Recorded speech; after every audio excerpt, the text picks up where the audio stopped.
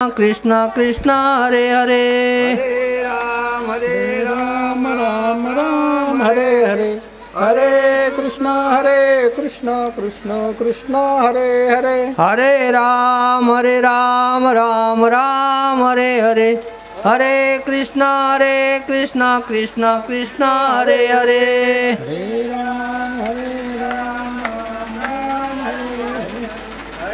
कृष्ण हरे हरे हरे कृष्ण कृष्ण कृष्ण हरे हरे हरे राम राम राम हरे हरे हरे कृष्ण कृष्ण कृष्ण हरे हरे पुंडलिक वरदा हरी विठ्ठल श्री ज्ञानदेव तुकाराम पंढरीनाथ भगवान की जय।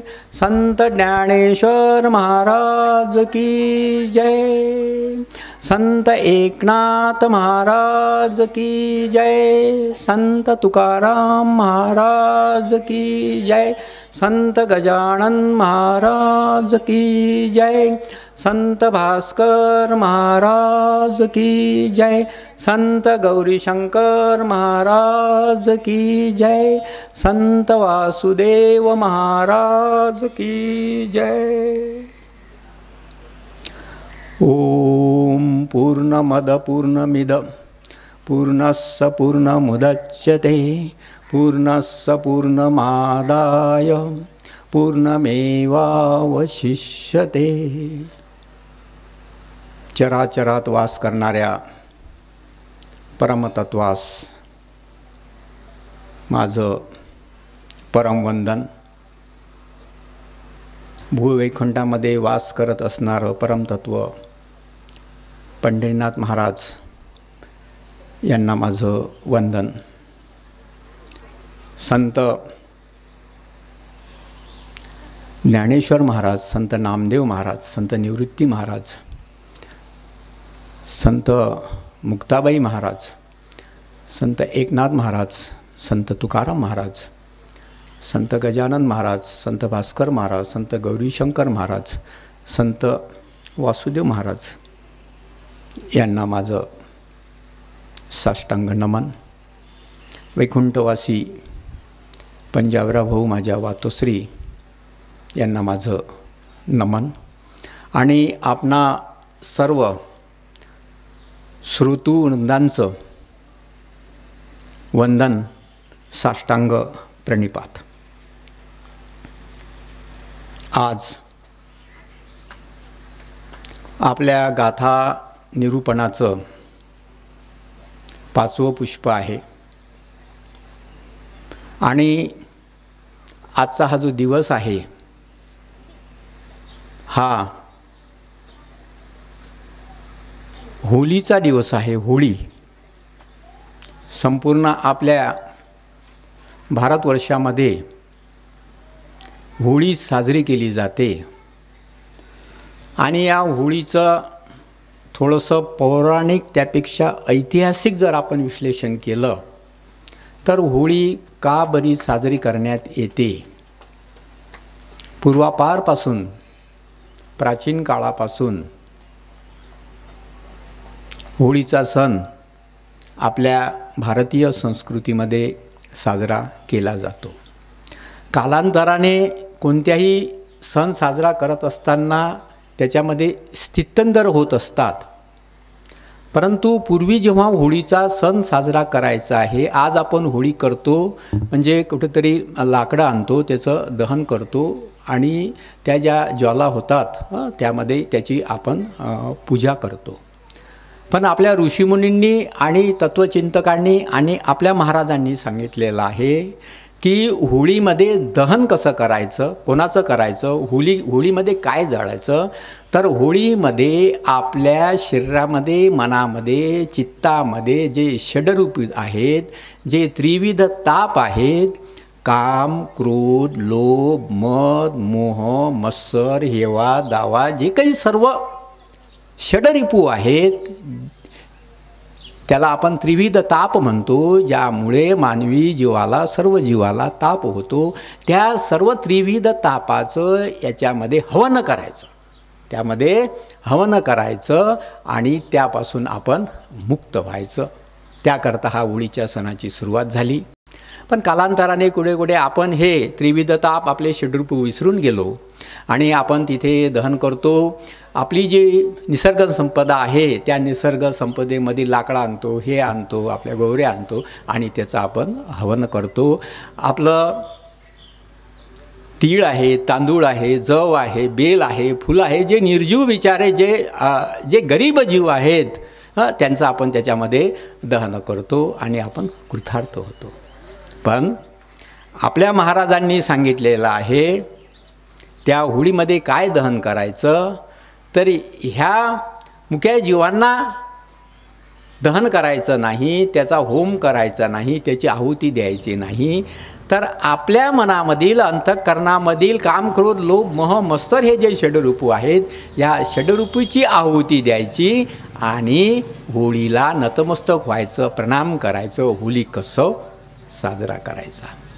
मला आनंद होतो आहे आपल्या गावामध्ये त्याच पद्धतीनं होलिकोत्सव गेल्या कित्येक वर्षापासून साजरा केला जातो. आधी होत असेल, परंतु जेव्हापासून आपल्या इथे तुकाराम महाराजाचं मंदिर झालं, संत वासुदेव महाराजांचे पदस्पर्श इथे लागले आणि वैकुंठवासी पंजाबराव भाऊंच्या मार्गदर्शनाखाली हे सर्व कार्यक्रम सुरू झाले. तुम्ही सर्व गावकरांनी महाराजांनी सांगितलेला जो होलिकोत्सव तो आपण इथे साजरा करतो आहोत. महाराज असेपर्यंत नित्यनेमानं महाराज इथे होळीच्या दिवशी कीर्तनाला यायचे आणि बीज महोत्सवाच्या दिवशी महाराजांचं कीर्तन व्हायचं. आणि होळीच्या दिवशी जेव्हा महाराज कीर्तनाला यायचे तेव्हा आपल्या गावामध्ये मोठा दीपोत्सव साजरा करून त्यांचं स्वागत करण्यात येत होतं. आणि एवढं जल्लोषानं स्वागत करण्यात येत होतं की असं वाटायचं की या गावामध्ये दिवाळी दसरा आहे. खरोखरच दिवाळी दसऱ्याला लेकी बाळी आपले नातेवाईक जसे आपल्या गावाला येतात, घरी येतात, तसे या गावामधील सर्व लेकी बाळी, काही सुना बाहेरगावी असतील, मुलं कुठं बाहेरगावी असतील, कुठं नातेवाईक असतील, ते सुद्धा इथे तेव्हाही येत होते, आताही येतात. आणि ते आल्यानंतर मोठ्या आनंदानं भक्तिभावानं दीपोत्सव साजरे करायचे. रस्त्यानं सगळीकडे दीपक लागायचे, घरोघरी दीपक लागायचे, रांगोळ्या काढल्या जायच्या आणि महाराजांचं दीपोत्सवाने स्वागत व्हायचं. आज जरी महाराज शरीर रूपाने आपल्यामध्ये नसले तरी परमतत्वरूपाने ते आपल्यामध्ये आहेत. आणि होळीच्या दिवशी महाराज जसे यायचे दीपोत्सवाने स्वागत करायचे, तसेच आजसुद्धा त्यांचं या गावामध्ये सर्वांच्या वतीनं दीपोत्सवाने स्वागत होत आहे. आणि तीच परंपरा आपल्या गावामध्ये इथे साजर केल्या जात आहे. म्हणून मोठा आनंदानं आणि आपण अभिमानानं सांगतो की आमचं कालवाडी श्री तीर्थक्षेत्र आहे, प्रतिदेहू आहे, प्रतिदेहू आहे. देहूप्रमाणेच इथे संत तुकाराम महाराजांचं मंदिर आहे. आणि तुकाराम गाथेमध्ये जे सांगितलं, आमच्या संत तुकारामांनी जे सांगितलं त्याप्रमाणे आम्ही सर्व भक्तगण त्याचं आचरण करतो आहोत. तर अशा या होळी सणाला आपण शुभेच्छा देऊया.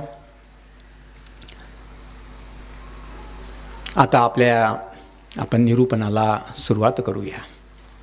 निरूपणाचं पाचवं पुष्प आपण सुरू करूया. कालच्या पुष्पामध्ये आपण संत म्हणजे काय, संत कुणाला म्हणावं, संत प्रतिदेव कसे असतात हे आपण बघितलं. आणि सोबतच महाराजांनी जो सांसारिक माणसाला जो हितोपदेश सांगितला, संसारामध्ये कसं वागायचं, काय करायचं, आपलं व्यवहार कसं करायचं, आपलं व्यवहार कौशल्य कसं हे करायचं आणि आपलं सांसारिक जीवन पारमार्थिक प्रमाणे कसं जगायचं, याप्रमाणे महाराजांनी हितोपदेश दिला. आणि त्या हितोपदेशाचं निरूपणाचा प्रयास आपण कालच्या पुष्पामध्ये केला. आज आपल्याला त्याच्या थोडंसं पुढे जायचं आहे.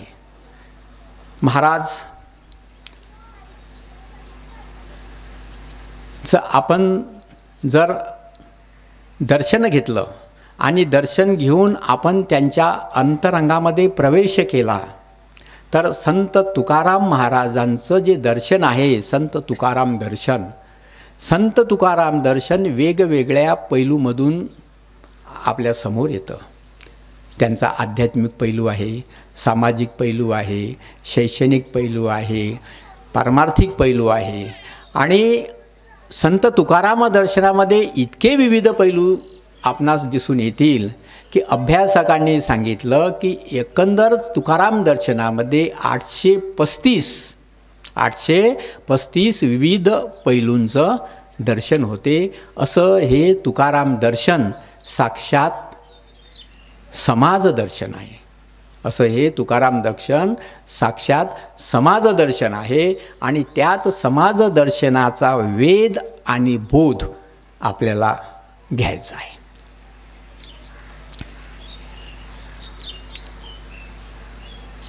समाजदर्शनाचा वेध आपल्याला घ्यायचा आहे. महाराजांनी आपल्याला समाजामध्ये जीवन जगताना साधी छोटी नित्यनेमाची तत्त्व सांगितलेली आहेत. कसं करायचं, काय करायचं. आता हा जो आपण अभंग घेणार आहे, हा अभंग सहज साधा सोपा आहे. परंतु त्या अभंगामध्ये असं सांगितलेलं आहे की आपणास एखादी गोष्ट किंवा एखादी वस्तू चांगली वाटली की निसर्ग नियमाप्रमाणे आपण त्याचा आस्वाद घ्यावा. परंतु इतका आस्वाद घ्यायचा नाही की एखादी गोष्ट चांगली वाटती म्हणजे ती मुळासकट घ्यायची आणि ते पूर्ण उपटून घ्यायची. महाराज सांगतात त्याचा तुम्ही आस्वाद घ्या, तुम्हाला अधिकार फक्त त्याचा आस्वाद घ्यायचा आहे.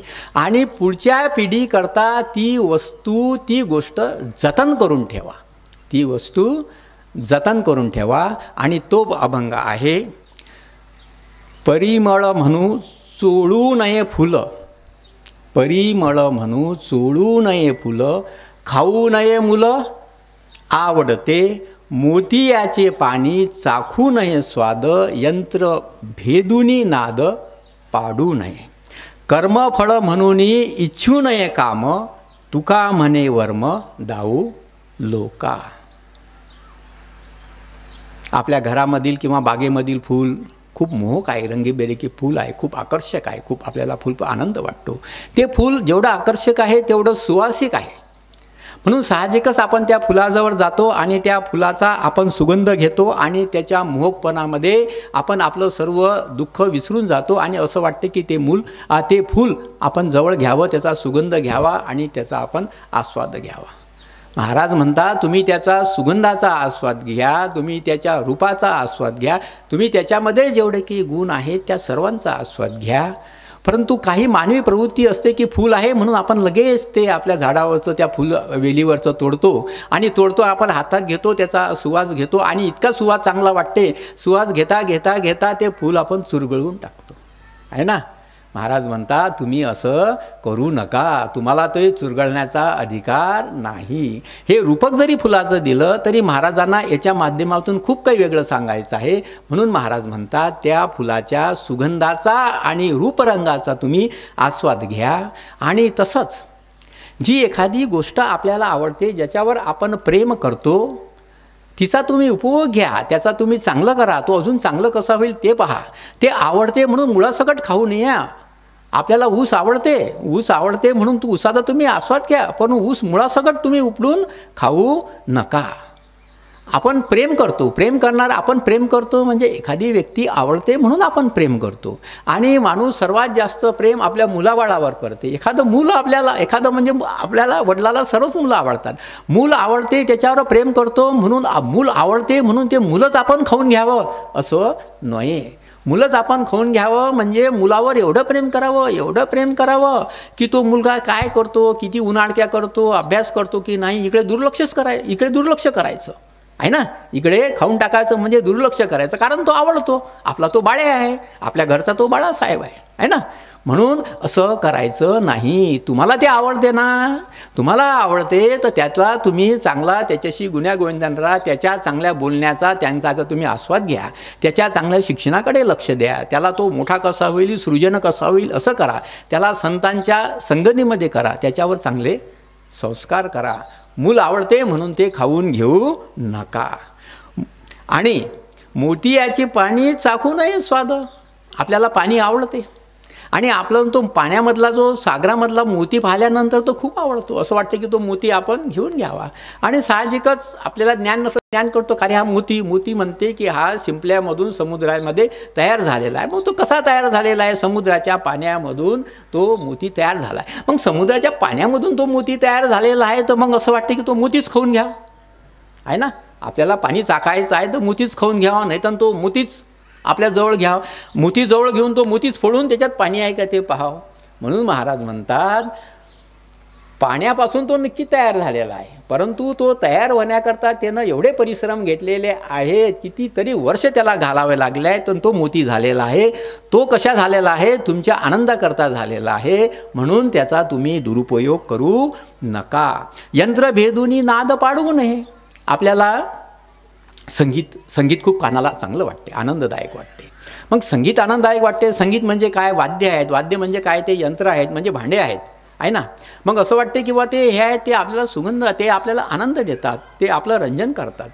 म्हणून महाराज म्हणतात की ते जरी भांडे असले, हे असले, वाद्य असले, की ते ज्या पद्धतीनं वाजवलेले आहे, त्याचा ज्या पद्धतीनं उपयोग केलेला आहे, त्याच्यामधून जो नाद निर्माण झालेला आहे, त्याच्यामुळे तुम्हाला आनंद मिळतो आहे. आणि तुम्ही जर ते भांडे घेतले आणि एकावर एक आपटले, घरचे आपले स्वयंपाकाचे भांडे आहेत, आणि म्हणू की बॉ हे तर काय संगीत म्हणजे भांडेच आहेत, आपलं साहित्य आहे, ते भांडे घेऊन जोरजोरानं आपटले तर तुमचं मन रिझल काय हो? रिझल्ट का तुमचं मन? नाही. म्हणून महाराज म्हणतात की ते यंत्र आहे, ते भांडे आहेत, परंतु ते तुम्ही त्याचा कसा उपयोग करता त्यावरून तुमचं सर्व अवलंबून आहे. यंत्रभेदूनी नाद पाडू नये. आणि नंतर महाराज म्हणतात कर्मफळ म्हणून इच्छू नये काम. आपण सतत काम करत राहायचं आणि काम करत राहत असताना ह्या कामाचं आपल्याला चांगलं फळ मिळेल अशी हे करायची, परंतु कामेच्छा करायचं नाही की बुवा आपण हे एखादं काम हातामध्ये घेतलं तर त्या कामाचं आपल्याला चांगलं फळच मिळेल, चांगलं फळ मिळेल की नाही, चांगलं फळ मिळणार नाही तर ते काम करायचंच नाही, असं नव्हे. महाराज म्हणतात तुम्ही खरे साधक असाल तर कोणतंही जे कर्म आहे ते निरीच्छ भावनेने करा. त्या कर्माचे ते फळ काय मिळेल याची भावना ठेवू नका. म्हणून महाराज म्हणतात ते वर्म आम्हाला कळलं. महाराज म्हणतात ते वर्म आम्हाला कळलं आणि ते वर्म आम्ही लोकांना सांगू. महाराज म्हणतात तुका म्हणे कळले आम्हा वर्म दाऊ लोका. महाराज म्हणतात ते वर्म आम्हाला कळलं आणि ते आमच्या साधकांना लोकांना दाखवू. किती छान अभंग आहे. महाराजांनी खूप चांगल्या पद्धतीने विषय केलेला आहे. आणि बघा याच्यामध्ये महाराजांनी समाज जीवन दर्शन आपल्या जनरली व्यवहारातच सांगितलेलं आहे. कारण महाराजाची पोटतिडीक कुठे होती हो? जेवढी महाराजांची पोटतिडीक विठोबाच्या चरणी होती तेवढीच पोटतिडीक आपल्या भक्तांच्या प्रती होती, भक्तांच्या प्रती होती. म्हणून महाराजांनी सहज साध्या सोप्या भाषेत आपल्याला भक्ताला समजेल असं त्यांनी केलं. आणि आता दुसरा जो अभंग आहे खूप आपल्या व्यावहारिक जीवनामधला आहे ना. आपण आपल्या समाजामध्ये गावामध्ये बघतो की काही लोक नित्यनेमानं चांगले कामं करतात, हे करतात, आपली शेती करतात, व्यवसाय करतात. आणि गावात तुमच्या गावात नाही म्हणत, समाजात गावात काही असे लोक असतात की त्याले निव्वळ फुशारकी माराचे काम असते. घरी शेती असेल, शेती पडीत असते, शेतीवर जाणार नाहीत, बाहेर मोठ्या मोठ्या फुशारक्या करत्या. लग्न समारंभामध्ये जाऊन आम्ही या गावचे होऊन आमचा मोठा खटला आहे ते आहे, घरी मुलाकडे शिक्षणाकडे लक्ष नाही, बायकोकडे लक्ष नाही असं. तर अशा माणसाच्यासाठी महाराजांनी खूप छान अभंग केलेला आहे. घरी रांडा पोरे मरती उपवासी, सांगे लोकापासी थोरपण, नेऊन या घरात दाखवावे काय, काळ तोंडा जाय चुकवूनी. तुका म्हणे आम्ही जाणो त्याप्रमाणे, ठकावे हे जन तैसे नहो. बघा त्या काळतोंड्याची गोष्ट महाराज कशी सांगतात की असे माणसं असतात की ते घरादारामध्ये लक्ष देत नाहीत. आपला जो घरचा जमीन जुमला काय वडलोपार्जित आला आहे त्याच्यावरही लक्ष देत नाहीत. ते काय शेती विकतात, ते जे काही शेती असते त्या शेतीवर जात नाहीत. घरी मुलाबाळाकडे लक्ष देत नाहीत, मुलांच्या शिक्षणाकडे लक्ष देत नाहीत, त्यांच्या कपडे आहेत की नाही, संसारोपैकी वस्तूकडे लक्ष देत नाहीत. पण बाहेर गेल्यानंतर मोठी फुशारकी मारतात. 4 चौकामध्ये लग्न समारंभात गेल्यानंतर चांगले पांढरे पांढरे कपडे, चक टिनोपाल लावून हे ते मोठ्या मोठ्या फुशारका, आम्ही या गावचे आहोत ते आहो आहे ना, आमचा असा मोठा वाडा आहे, आम्ही यांचे पूर्वज आहोत, आमचा मोठा खटला होता अजूनही खटला आहे, आमचा मोठा वाडा आहे. मोठ्या मोठ्या मोठ्या मोठ्या फुशारका त्या लग्न समारंभात मारतात. किंवा कोणत्याही गावले गेलं की मोठ्या फुशारक्या मारतात. असे फुशारक्या मारणारे, त्याला वऱ्हाडी भाषेमध्ये मस्त शब्द आहे होबासक्या आहे ना, असे भरपूर लोक समाज जीवनामध्ये आहेत आहे ना. तर महाराजांनी सांगितलेलं आहे की तुम्ही कसं जीवन जगा. तर अशाच फुसारक्या माणसांना, अशाच फुसारक्या मारणारा जे आहेत गृहस्थ, ते अशाच मारत होते एका इसमाजवळ की आम्ही या गावचे आहो, मी कालवाडी नाही म्हणत, आम्ही या गावचे आहो, असं तसं. आणि योगायोगानं काय होते, योगायोगाने ज्या माणसाजवळ यांनी फुशारक्या मारलेल्या असते तो माणूस त्या गावामध्ये येतो, त्याला कळते आणि तो पाहतो, अरे हा आला. आता याला वाटते की हा जर आला तर याला आता आपण यानं विचारलं का हो राम राम राम राम राम राम, अरे बरं झालं तुम्ही सांगितलं, चला आपण तुमच्या घरी जाऊ, तुमचा वाडा पाहू, तुमची शेती पाहू, तुमचा खटला पाहू, तुमचं घर पाहू. तर त्याला वाटलं हा आला तर आपण याला काय दाखव आहे ना. तर हा आपलं तोंड लपवते आणि दुसरीकडून चालला. ते काय काय तोंड दाखवणार आहे त्याला. घरी नेलं तर घरी बसायला जागा नाही, त्याला जीव घालायला हे नाही, त्याला चहा द्यायला हे नाही, घरी आलं तर घरी लक्तर थांबलेले आहेत, अशा काय होतो तो तोंड लपवतो.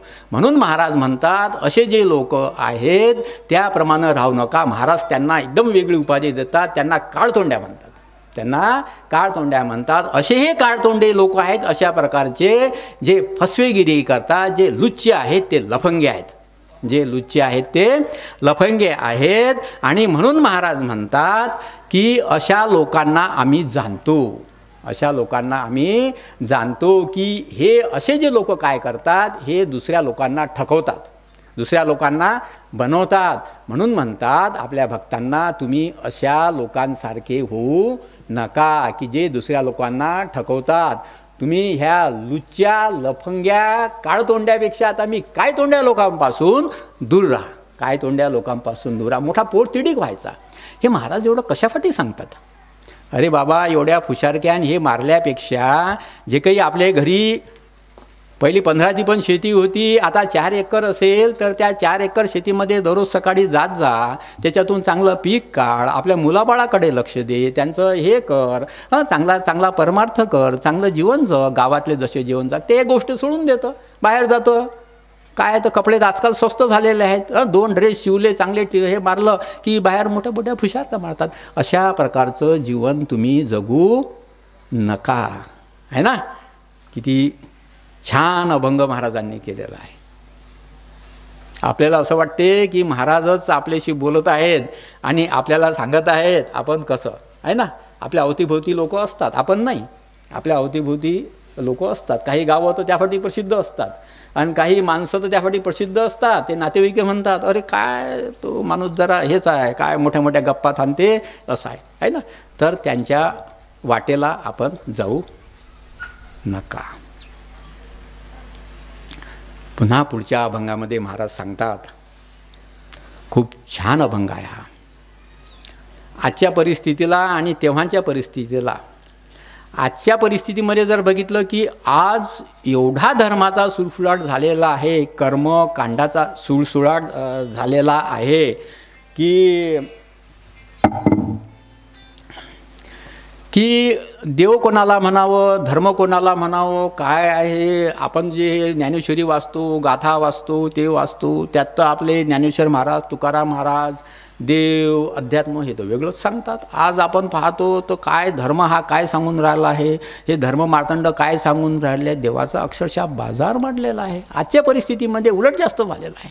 तेव्हाची परिस्थिती होती महाराजांच्या काळामध्ये, तर महाराजाच्या काळामध्ये असाच सुळसुळाट झाला होता. देव धर्म हे ते कर्मकांड, आणि या कर्मकांडामधून हे धर्म मार्तंड आहेत, हे आपल्या सामान्य माणसाची काय करायचे, पिळवणूक करायची, आर्थिक पिळवणूक करायची, सामाजिक पिळवणूक करायची, मानसिक पिळवणूक करायची, आणि त्यांना त्या अवस्थेमध्येच ठेवायचे आणि सांगायचे की तुम्ही हे पूजा करा, ते धर्म करा, मोठे मोठे त्याची दक्षिणा घ्यायचे, हा यज्ञ करा, तो यज्ञ करा, हा हवन करा, तो हवन करा. म्हणून महाराज सांगायचे की याच्या फंदामध्ये पडू नका. खूप छान अभंग आहे तो. तिळ जाळीले तांदूळ, काम क्रोध तैसेची खळ. बघा, तिळ जाळीले तांदूळ, काम क्रोध तैसेची खळ, कारे सिनलासी वाऊगा, न भजती पांडुरंगा. मानदंभासाठी केली अक्षराची आटी, तप करुनी तीर्थातन वाढविला अभिमान. वाटिले ते धन, केली अहंता जतन, तुका म्हणे चुकले वर्म, केला अवघाची अधर्म. महाराज म्हणतात होम यज्ञ, आणि त्या होम यज्ञामध्ये हवन करताना तीळ जव हे त्याच्यामध्ये टाकतात. मोठा यज्ञ करायचा असेल की बिचारे जे गरीब पशु आहेत त्या पशुची आहुती देतात. महाराज म्हणतात त्या यज्ञामध्ये तुम्हाला देवप्राप्ती करायची असेल तर मुके बिचारे, गरीब बिचारे, तीळ जव तांदूळ हे मुके प्राणी यांची तुम्ही कशाला आहुती देता. तुम्हाला आहुती द्यायचीच असेल तर मोठ्या चांगल्या प्राण्याची द्या ना, वाघाची द्या. आणि तुम्हाला चांगलीच आहुती द्यायची असेल तर तुमच्या मुलाबाळाची द्या, तुमची द्या, मग तुम्हाला मोठं पुण्य होईल. म्हणून महाराज त्यांच्या भक्तांना सांगतात की हा होम यज्ञ हवन याच्यामध्ये याची आहुती देणे हे सर्व थोटांड आहे, आणि याच्यामधून कोणतंच पुण्य किंवा कोणत्याच धर्माची प्राप्ती होणार नाही.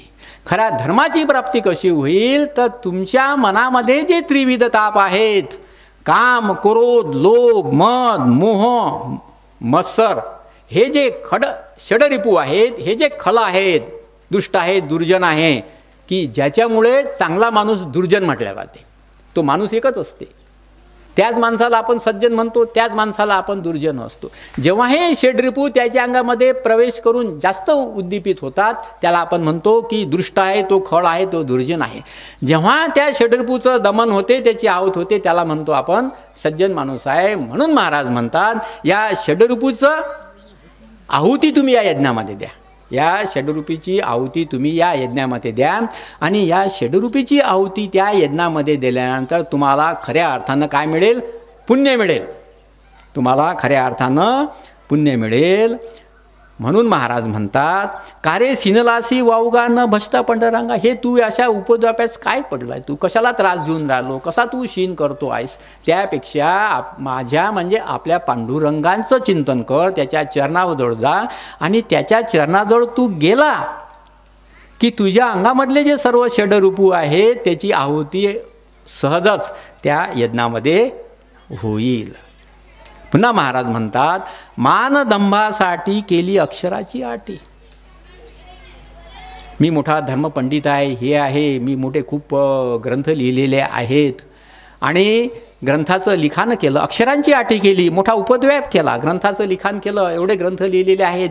ते लिखाण केल्यानंतर ते पोपटपंचीसारखे पाठ केले, आणि ते केल्यानंतर मोठा मोठा धर्मोपदेश करायला लागला, प्रवचन आणि हे कीर्तन करायला लागला.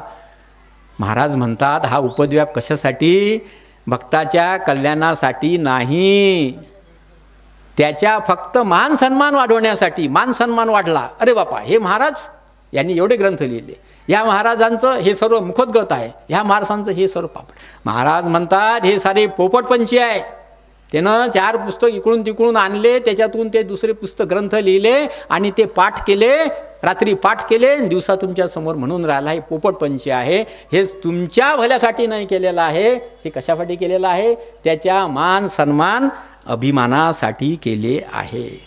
नंतर म्हणतात तप करून तीर्थाटन वाढविला अभिमान. महाराज म्हणतात तप करा, तपश्चर्या करा, तीर्थाटन करा, या तीर्थाला जा, त्या तीर्थाला जा, मग या तीर्थाला जा, त्या तीर्थाला जा, तिथं अधिष्ठान करा, हे करा. हे करून तुम्हाला देवत्व प्राप्ती किंवा मोक्षप्राप्ती होणार नाही. हे करताना पुरतं फक्त तुमचा दांभिकपणा वाढेल, तुमचा अभिमान वाढेल. आता जर आपण बघितलं गावागावामध्ये की सहज गावातले म्हणतात अरे आम्ही या तीर्थाला गेलो, आम्ही त्या तीर्थाला गेलो, आमचे 3 धाम झाले, 1 धाम राहिला, आणि 4था धाम झाला की तो सगळ्या सोयऱ्याले बोलवते, तर झालं बाबा 4ही धाम झाले, झालं पुण्य भेटलं, आता मोक्ष भेटला. आहे ना अजूनही परिस्थिती. आज ही परिस्थिती आहे, तर त्या काळामध्ये काय परिस्थिती असेल. म्हणून महाराज म्हणतात अरे बाबा तुम्ही कर्ज काढता, कर्ज काढून तीर्थाले जाता, तिथं तुमची सारी लूट होते, तिथं मोठे मोठे अधिष्ठान करता, याच्यामध्ये देव नाही. हे काय आहे, देवाच्या भक्तीचं अवडंबर आहे, आणि याच्यामधून तुम्हाला मोक्षही मिळणार नाही आणि तुम्हाला देवत्वही मिळणार नाही. फक्त महाराज म्हणतात की हे जे लोक करत आहेत फक्त लोकांना सांगासाठी, आम्ही याचं तीर्थ करून आलो, आम्ही तर काशीले जाऊन आलो, आम्ही तर प्रयागराजले जाऊन आलो, काय तुम्ही गेले नाही, आहे ना. म्हणजे त्यांचा फक्त मान, दंभ आणि अभिमान वाढवण्यासाठी. अजून महाराज म्हणतात वाटिले ते धन केली अहंता जतन. नंतर पुन्हा अजून हा एक प्रकार मोठ्या प्रमाणात आहे. कुठे दान देणे, दक्षिणा देणे, हे देणे, कुठे एखाद्या माणसाला गरजू नसेल की कुठे माणसाला मदत करणे, मग ती मदत आम्ही याला अशी मदत केलेली आहे. एखाद्या तीर्थाच्या ठिकाणी दक्षिणा द्यायची, एखादं कुठं मंदिराचं काम असेल तिथे मोठे दक्षिणा द्यायची, कोणता कार्यक्रम असेल तिथे मोठी दक्षिणा द्यायची, दान धर्म द्यायचा. महाराज असे म्हणतात की ते दक्षिणा देण्याचा जो हेतू असतो, दान दक्षिणा दान करण्याचा जो हेतू असतो, तो आध्यात्मिक काम चांगल्या पद्धतीने व्हावं, त्याची वृद्धी व्हावी याच्यासाठी नसते.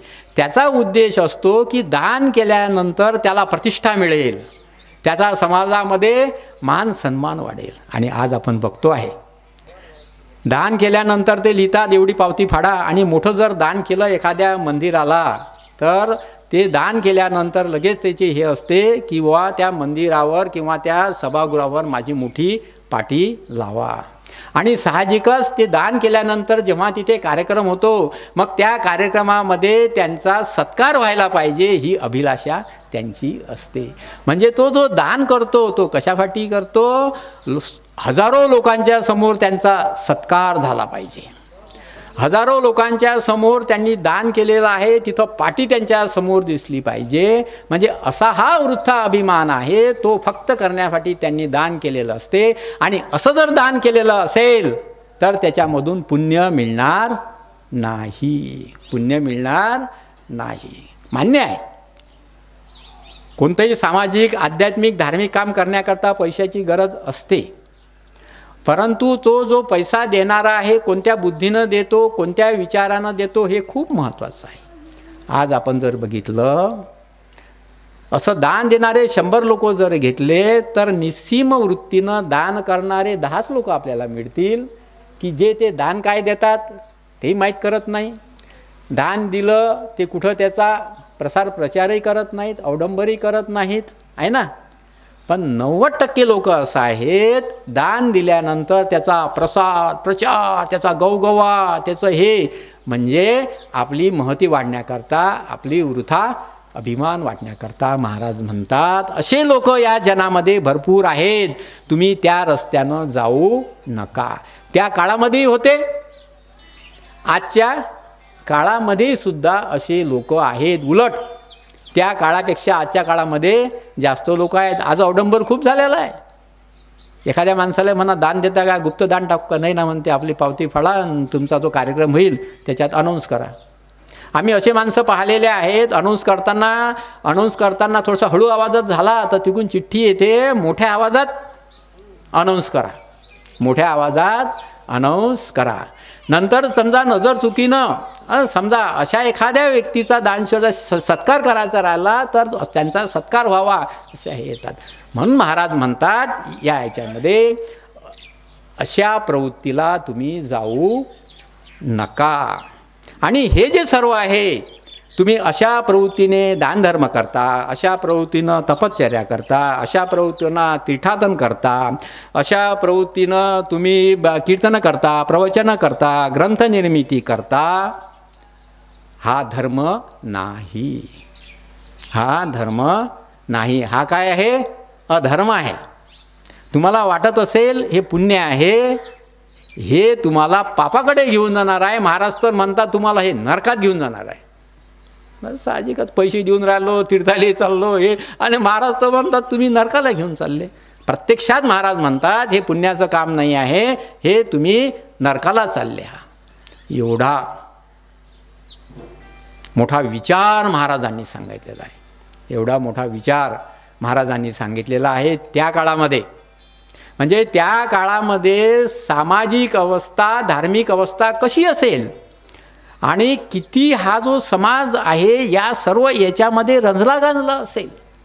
महाराजांचं मन व्यथित व्हायचं आणि ह्या रंजल्या गावल्या समाजाला वर काढण्याकरता मोठ्या पोटतिडकीनं सांगायचे. महाराज नेहमी सांगायचे, अरे तुम्ही तीर्थाला जाऊ नका, कर्ज काढू नका, आपल्या घरी जे आहे ते मस्त घरी करा, घरी देवाचं नाव घ्या, याच्याच समजा तुमचं तीर्थ आलेलं आहे. आपला घराचा संसार नीट करा. पहिले आपल्या घराचा संसार नीट कर, आपल्या मुलाचं शिक्षण बाळ कर, नंतर मग कुठे देणगी दे. एखाद्या मंदिराले किंवा एखाद्या मोठ्या येले द्यायचं असेल तर आपल्या घराचं पोराचं शिक्षण राहिलं, पोराचे कपडे राहिले ते सोडून देऊन राहिला. आणि काय तर देणगी, देणगी देण्याबद्दल नाही, पण महाराज म्हणतात की पहिले हे सर्व करा आणि आपला प्रपंच नीटनेटका करा. महाराज सांगतात धर्म म्हणजे काय आणि अधर्म म्हणजे काय. म्हणजे महाराजांनी पाप म्हणजे काय, पुण्य म्हणजे काय, धर्म म्हणजे काय, अधर्म म्हणजे काय, ह्या सर्व गोष्टी आपणास सांगितलेल्या आहेत. आणि आज जर आपण बघितलं मोठे यज्ञ होतात, मोठे यज्ञ होतात. पूर्वी तर छोटेच यज्ञ व्हायचे. आजच्या काळामध्ये मोठे यज्ञ होतात. त्या यज्ञामध्ये मोठी आहुती होते. त्या यज्ञामध्ये मोठे यजमान बसतात आणि यजमान घोषित होतात. यजमान नंबर 1 जो 5 लाख रुपये देईल तो यजमान नंबर 1, जो 4 लाख रुपये देईल यजमान नंबर 2, 3, 4 अशा बोले लागतात. आणि ते यजमान मोठे थाटामाटाचे कपडे घेऊन घोड्या गाड्या घेऊन तिथं आहुती देतात. काय करतात ते आहे ना. म्हणजे किती मोठं स्तोम इथे मावलेलं आहे. म्हणजे महाराजांच्या परिभाषेमध्ये ते धर्म करून राहिले की अधर्म करून राहिले, ते अधर्म करून राहिले. आज आपण तीर्थाटनाला जातो, तीर्थाटनाला गेलं महाराज तीर्थ करू नका, पण तुम्ही भावानं करा. आज आपण बघतो आहे की धर्माचं किती मोठं अवडंबर केलेलं आहे, धर्माचा किती मोठा बाजार केलेला आहे. आज जर आपण परिस्थिती बघितलं की प्रत्येक तीर्थक्षेत्रावर एवढी गर्दी असते की तिथं आपण बघतो की या तीर्थक्षेत्रामध्ये देव कुठं आहे आणि देवत्व कुठं आहे. सारी बुजबुज पुरी असते. याचं दुकान त्याचं दुकान त्याचं दुकान, चिऊ चाव चिऊ. मग आपण म्हणतो की यातला देव कुठे आहे, यातला. आणि आज तर असं आहे की प्रत्येक तीर्थक्षेत्री एवढी माणसांची गर्दी असते. आणि साहजिकच लोक म्हणतात लोक आजकाल धार्मिक झाले. लोक आजकाल जनरली हा प्रघात आहे. पहिले तर बाबा त्या मंदिरात कोणी येई नाही, आता तर त्या मंदिरात इतकी गर्दी असते. लोक काय म्हणतात, लोक बा आजकाल धार्मिक झाले. खरंच लोक धार्मिक झाले का? आपल्या तुकारामाच्या भाषेमध्ये धार्मिक नाही झाले, ते अवडंबर करत आहेत, ते अधर्मी झालेले आहेत आहे ना. आणि त्यांना फटाफट देव पाहिजे आहे, देव स्वस्त झालेला आहे ना. देवांचा बाजार मांडलेला आहे, देवाचा बाजार. एक महाराजांचा अभंग आहे, देव मंदला देव मंदला, देव घ्या कोणी देव घ्या कोणी. देव इतका हे झालेला आहे, देव घ्या कोणी देव घ्या कोणी, देव मंदला देव मंदला. तर महाराज म्हणतात अशाच्या वाटेला आपण जाऊ नये. आता आपण बघता की कुंभमेळ्यासाठी किती गर्दी होती आहे. आपण टी व्हीवर बघतो आहे की कुंभमेळ्यामध्ये जाऊन स्नान करावं हे नाही, हे म्हणत नाहीत महाराज. पण तुमचा भाव किती आहे, भक्तिभाव किती आहे. जसं आपण चंद्रभागमध्ये जातो तर मोठ्या भक्तिभावाने जातो. की ती जे भक्ती आहे आणि भक्ती तो जो भाव असतो त्यामधून. पण आता तुम्ही फक्त अवडंबर करून जर तिथे जर तुम्ही हे करत असाल आणि तिथे स्नान केल्यानंतर किंवा तुमचं सर्व पाप धुतल्या जाते आणि तुम्हाला मोक्ष मिळतो अशी जर तुमची भावना असेल तर का तिथे जाऊन आपल्या धर्माचं अवडंबर करायचं. पण आज आपण बघतो की एवढ्या मोठ्या प्रमाणामध्ये अवडंबर होत आहे, एवढ्या मोठ्या प्रमाणामध्ये धर्मांचा बाजार होत आहे, तिथं लाखो लोकांची पिळवणूक होत आहे, लाखो लोकांची छळवणूक होती आहे. कोणत्या नावाखाली? धर्माच्या नावाखाली. इथे आलं डुबकी मारले की तुम्हाला पुण्य भेटलं. महाराज काय म्हणतात? तुम्ही अशा लाखो डुबक्या मारल्या की तुम्हाला एक कणही पुण्य भेटणार नाही, एक कणही पुण्य भेटणार नाही. तुमचा एक कण काम क्रोध लोभ मोह मत्सराचा षड्रूपचा जर गेला तर तुम्हाला त्याच्या 100 पट पुण्य भेटेल, तुम्हाला त्याच्या 100 पट पुण्य भेटेल. म्हणून महाराज म्हणतात बाकी लोक काही करो गडे हो, बाकी लोक काही कर गडे हो, तुम्ही माझे भक्त आहात, तुम्ही याप्रमाणे करा. बघा किती छान विचार महाराजांनी मांडलेला आहे त्या काळामध्ये. आणि त्याच्याही पेक्षा तर जास्त विचार या आजच्या काळामध्ये आपल्याला पाहिजे आहे की नाही. त्या काळात तर लोक जवळजवळच्या तीर्थाला जात असतील, चंद्रभागेमध्ये जात असतील किंवा नदीत जात असतील किंवा तेव्हाही कुंभमेळे व्हायचे जात असतील. आणि आज काय स्वरूप आलेलं आहे? प्रश्न हा भावाचा आहे, प्रश्न हा भक्तीचा आहे, प्रश्न आहे आणि उपद्व्याप आहे हे धार्मिकतेचं देवाचं अवडंबर करण्याचं. आणि ते देवाचं अवडंबर इतक्या विकृत पद्धतीने लोकांच्या मानसिकतेवर बिंबवल्या जात आहे की माणसं खरा देव काय आणि खरा धर्म काय आहे ते विसरून राहिलेले आहेत.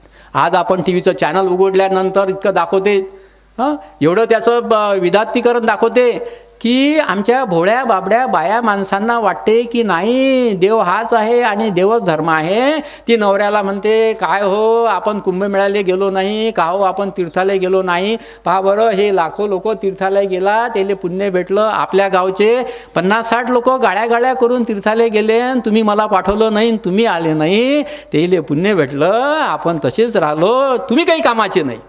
म्हणजे आपल्या हक्काच्या माणसाले ते म्हणते तुम्ही काही कामाचे नाही, जे दररोज तिचं पालन पोषण करते त्याला म्हणते तुम्ही काही कामाचे नाही. आतापर्यंत कामाचा असते, तो तीर्थाले घेऊन गेला नाही की तोच आपला बिचारा माणूस कामाचा नाही. म्हणजे एवढी मोठी विकृत भावना या प्रसारमाध्यमांनी म्हणा किंवा आजच्या समाज माध्यमांनी म्हणा, आजच्या धर्ममार्तंडांनी म्हणा, सामान्य माणसाच्या मनावर बिंबवलेली आहे. मग आपल्याला इथे वैष्णवजनांना हेच पाहायचं आहे. एवढ्या मोठ्या गर्दीच्या ठिकाणी आपण वैष्णवजनांनी चिंतन करायला पाहिजे. आपण कोणाचे भक्त आहोत? आपण पांडुरंगांचे भक्त आहोत, आपण ज्ञानेश्वर महाराजांचे भक्त आहोत, आपण तुकाराम महाराजांचे भक्त आहोत. या लोकांनी काही सांगितलं तरी आपण म्हणा आपल्या पांडुरंगानं काय सांगितलं, आपल्या तुकोबांनी काय सांगितलं, आपल्या ज्ञानेश्वर महाराजांनी काय सांगितलं, आपल्या गजानन महाराजांनी काय सांगितलं, अरे आपल्या वासुदेव महाराजांनी काय सांगितलं, आपल्या वासुदेव महाराजांनी काय सांगितलं. वासुदेव महाराजांनी कधीच सांगितलं नाही तुम्ही कर्ज काढा, तिठाले जा, हे करा ते करा, असं कधीच सांगितलं नाही. महाराज सहज साधा सांगे पंढरीला जाणं होत नाही तर रामकृष्ण हरी रामकृष्ण विठ्ठल विठ्ठल करा, तुमचा परमेश्वर इथेच आहे, चांगले वागा. आणि एखादी भानकुदळ बाई किंवा एखादा भानकुदळ नवरा असेल तर त्याला सांगितलं कशाला भांडतो बाबा की मला हे भेटलं नाही ते भेटलं नाही, इथं जाल नाही भेटलं, पंढरपूरची वारी त्याला म्हणत सांगत पंढरपूरची वारी तुमची होईल, पण आता तुमची जी घरची वारी आहे ती चांगली करा, चांगली गुण्या गोविंदानं मस्त आनंदानं राहा. पंढरपूरची वारीच झाली पाहिजे हे काही महत्त्वाचं नाही, चांगले राहा, होईल पंढरपूरची होईल. म्हणजे एवढा चांगला सबुरीचा सल्ला महाराज देत होते. महाराजांनी हे जे सर्व सांगितलेलं आहे हे सर्व कशाकरता सांगितलेलं आहे? आपल्या भक्ताच्या कल्याणाकरता. तसाच एक पुढचा जो अभंग आहे खूप छान अभंग आहे. याच्याच तीर्थी धोंडा पाणी देव रोकडा सजेनी, मोठ्या येणं सांगत महाराज म्हणतात तीर्थी धोंडा पाणी देव रोकडा सज्जनी, मिळालिया संत संग समर्पित भले अंग, तीर्थी भाव फळे येथे अनाडते बळे, तुका म्हणे पाप गेले गेल्या कळे ताप. महाराज म्हणतात आपण कोणत्याही तीर्थाला गेलो, तिथे तीर्थ काय असते? पाणी. पाणी तीर्थ असते. आणि देव कोणतं असते? धोंडा असते, दगड असते. तर मला सांगा कोणत्याही तीर्थावर मला दाखवा. महाराज म्हणतात कोणत्याही तीर्थावर मला दाखवा. कोणत्याही तीर्थावर देव हा दगडाचाच असतो, धोंड्याचा असतो. आणि कोणत्याही तीर्थावर जे तीर्थ म्हणतो ते काय असते? पाणी असते. म्हणून महाराज म्हणतात तुम्ही तिथे जाता, हे जे पाणी आहे तेच तुम्ही तीर्थ म्हणता.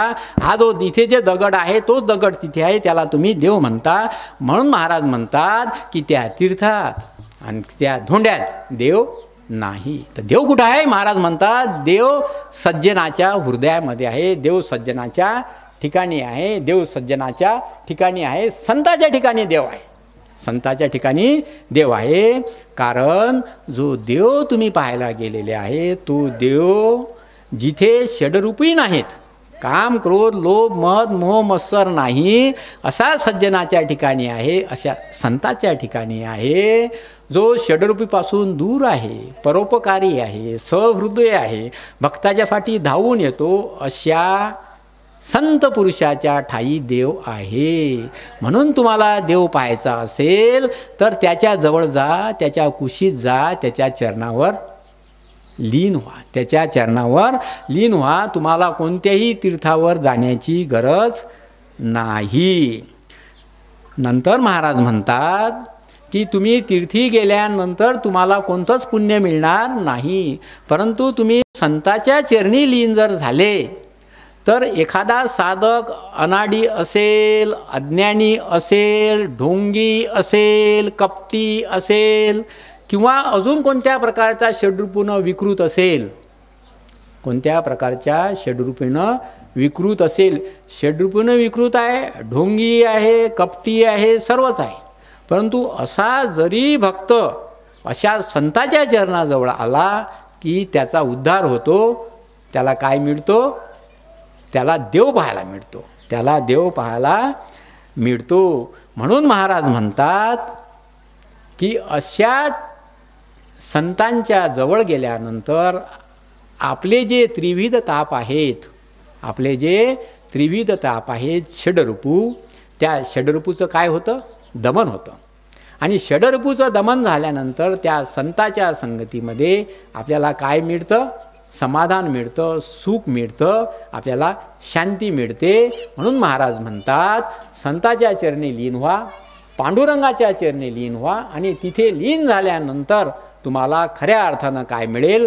तुम्हाला खऱ्या अर्थानं मोक्ष मिळेल, तुम्हाला खऱ्या अर्थानं देव पाहावयास मिळेल. तुम्हाला तीर्थाला जायची गरज नाही, धोंड्यामध्ये देव पाहायची गरज नाही, आणि ते जे पाणी आहे त्याला तीर्थ म्हणण्याची गरज नाही. वा किती पोटतिडकीनं महाराज एक एक एक एक सांगतायत. आणि अजूनही आपला उपद्व्याप तोच आहे. ते गेलं की द्या तीर्थ, गंगाजल आहे. आणि आता तीर्थ आलेलं आहे, प्रयागराजचं जल आलेलं आहे ना. मोठ्या येणं एखादा माणूस येतो आणि गावात मोठी फुशारकी मारतो, प्रयागराजवरून आलो आहे ना. हेच पहिल्या अभ्यंगात सांगितल्याप्रमाणे त्याचा मान वाढला, हे वाढला. मग त्याचे जे मित्र असतात कार्यप्रागला तीर्थ देतो. मग त्याच्यातले 6 जण असतात, त्यातल्या 2 जणालाच तीर्थ देते, जवळच्या लोक येईल, बाकीचे देत नाही आहे ना. मग ते 4 जण म्हणतात आम्हाला तीर्थ द्या. म्हणजे ते आणल्यानंतर त्याचा दंभ तर वाढतोच, अभिमान तर वाढतोच, परंतु तो तीर्थाचा बाजार करतो आणि मोठ्यानं सांगतो की ते गंगेचं जल आणलं असते आणि ते तीर्थ आहे. आणि आपणही मोठ्या भक्तिभावानं ते गंगेचं जल कोणत्या पात्रातलं आणलं असेल, कुठलं आणलं असेल, ते काय शुद्ध आहे अशुद्ध आहे दूषित आहे ते माहीत नाही, आपण ते कपाळाला लावतो आणि त्याला आपण देव मानतो. महाराज म्हणतात असं देव मानू नका. देव काय आहे, अध्यात्म काय आहे, याचा विचार तुमच्या सत्सद विवेक बुद्धीने करा.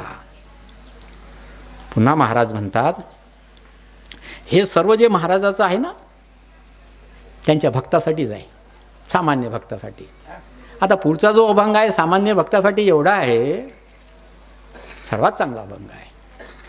संसारी माणसासाठी महाराज म्हणतात तुम्ही संसारामध्येच राहा आणि तुम्हाला देव पाहण्याकरता, मोक्ष करण्याकरता, परमार्थ करण्याकरता संसार सोडून वनामध्ये जायची गरज नाही, गुहेत जायची गरज नाही, ध्यान तपश्चर्या करायची गरज नाही, बायको सोडायची गरज नाही, मुलं बाळं सोडायची गरज नाही. तुम्ही ज्या संसारामध्ये आहात त्या संसारामध्ये राहूनच तुम्ही जो परमार्थ गुहेमध्ये राहून एखादा संन्यासी घेत असेल तेवढाच परमार्थ, तेवढंच पुण्य तुम्ही या संसारामध्ये राहून घेऊ शकता, किंबहुना त्याच्यापेक्षा जास्त घेऊ शकता, आहे ना.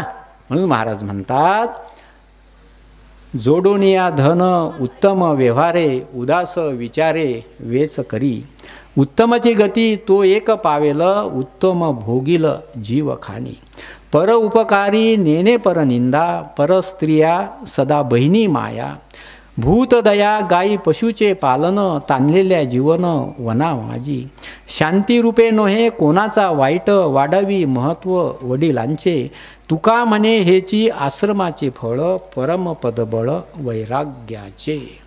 बघा, गृहस्थाश्रमी राहणाऱ्या माणूस, महाराज म्हणतात, गुहेमध्ये 20-25 वर्षे राहून तपश्चर्या करणाऱ्या माणसाला जेवढं परमार्थ मिळतो त्यापेक्षा परमार्थ गृहस्थाश्रममध्ये राहणाऱ्या माणसाला मिळतो. म्हणून तर काय जादू आहे. महाराज सहज साधा सोपं म्हणतात की तुम्ही तुमचं जे दैनंदिन जीवन आहे मी सांगतो त्या पद्धतीनं करा.